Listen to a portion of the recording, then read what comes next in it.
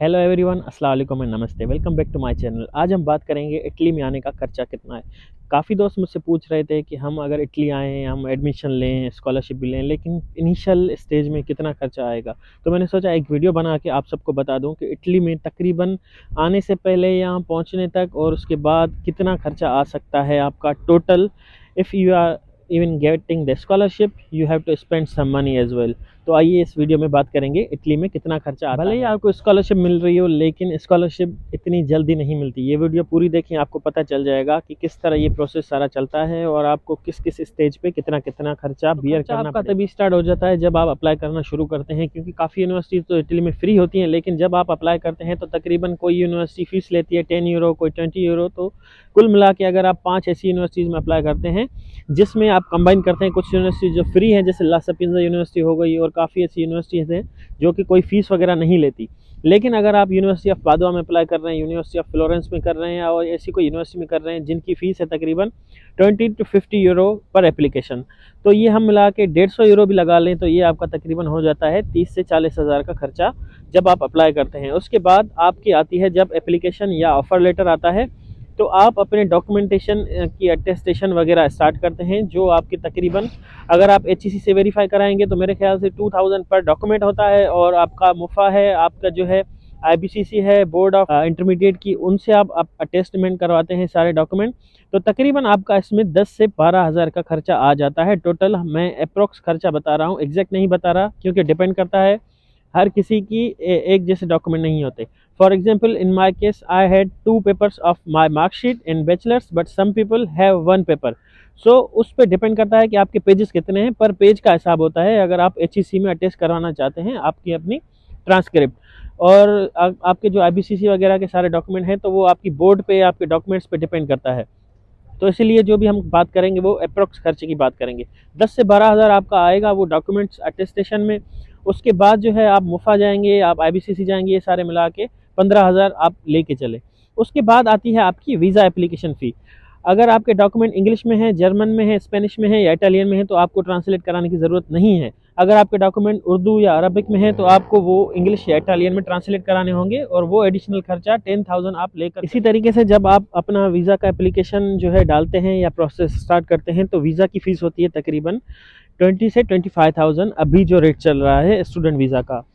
और उसके अलावा आपको डीओवी भी बनवाना होता है, जो डिक्लेरेशन ऑफ वैल्यू होता है। अगर आप डीओवी बनवा रहे हैं तो उसकी कॉस्ट तो तमाम कम होती है, 300 से 400 रुपये पाकिस्तानी थी उस टाइम थी, लेकिन अभी मैक्सिमम 500 हो गई होगी या 600 हम लेके चलते हैं, वो कि ना के बराबर है।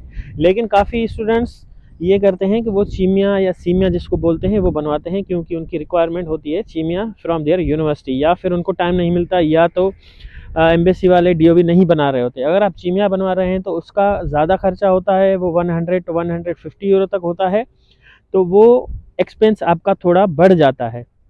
तो इसको भी आप लेके चलें चीमिया को, तो 150 यूरो आपको वो देना पड़ेगा। और उसको कभी कभी आपको जो है डॉक्यूमेंट यहाँ पे भेजने पड़ जाते हैं, जैसे कि आप स्कॉलरशिप के लिए अप्लाई कर रहे हैं। पहले तो ये होता था आप डॉक्यूमेंट जो है आपका साइन करके एप्लीकेशन और सारे डॉक्यूमेंट इधर भेजते थे, लेकिन कोविड के बाद उन्होंने ऑनलाइन कर लिया। लेकिन काफ़ी यूनिवर्सिटीज़ या रीजन्स जो हैं अभी भी डॉक्यूमेंट आपसे इधर मंगवाते हैं, जो आपको पोस्ट करने होते हैं, तो उसका भी 3 से 4 हज़ार रुपये खर्चा होता है।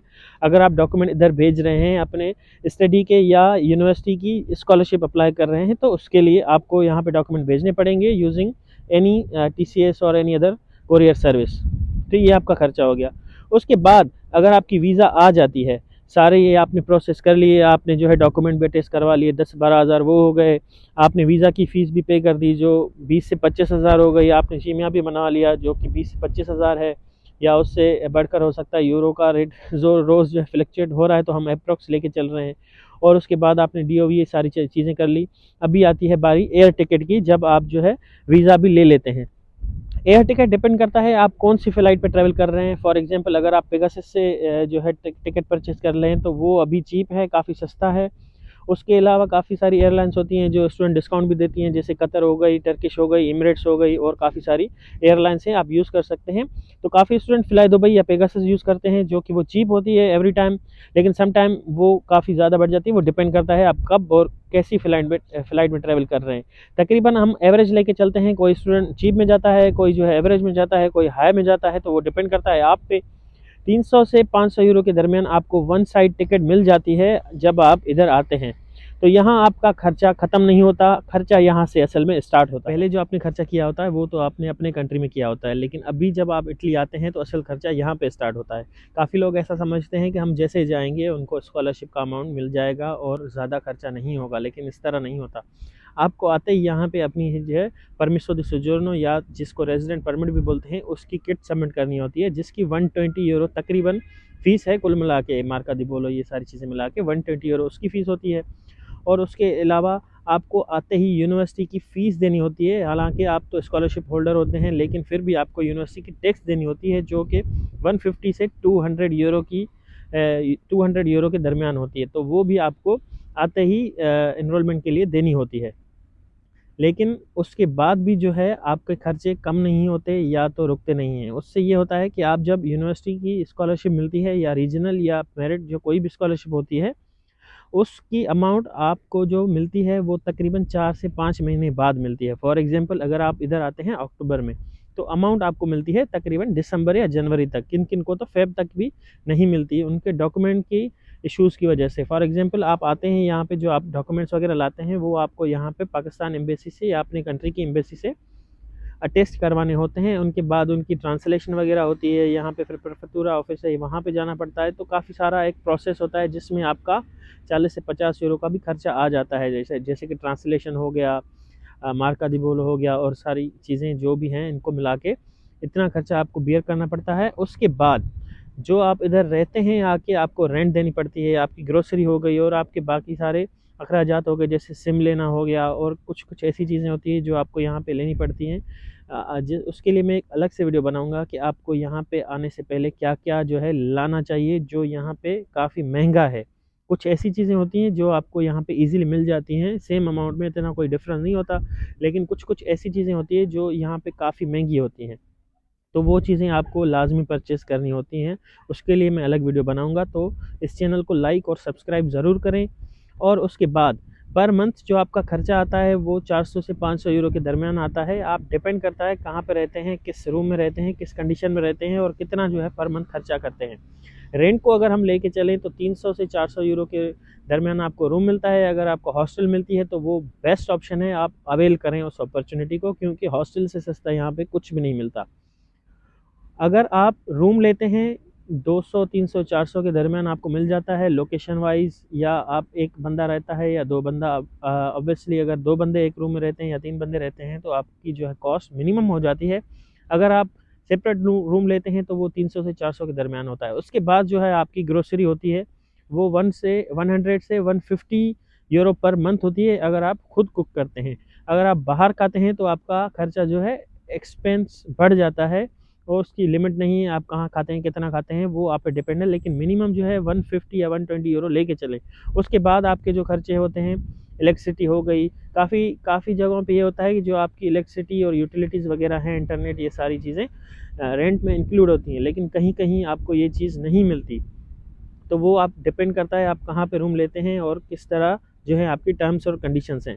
उसके अलावा आपने सिम वगैरह का रिचार्ज कराना होता है, कहीं बाहर जाना होता है, तो ये सारे कुल मिला के 50 यूरो और ऐड कर दें तो हम ग्रोसरी और एक्स्ट्रा जो एक्सपेंस है वो मिला के 200 यूरो करते हैं, और 300 यूरो जो है हम रेंट का एवरेज निकाल लेते हैं। वो डिपेंड करता है आप किस तरह लेते हैं। तो 500 यूरो का खर्चा आप पर मंथ लेके चलें, और जब तक आपको यूनिवर्सिटी की फ़ीस या स्कॉलरशिप जो है मिलती है उसका अमाउंट मिलता है, तो उसमें 4 से 5 महीने आपको जो है खुद सर्वाइव करना होता है।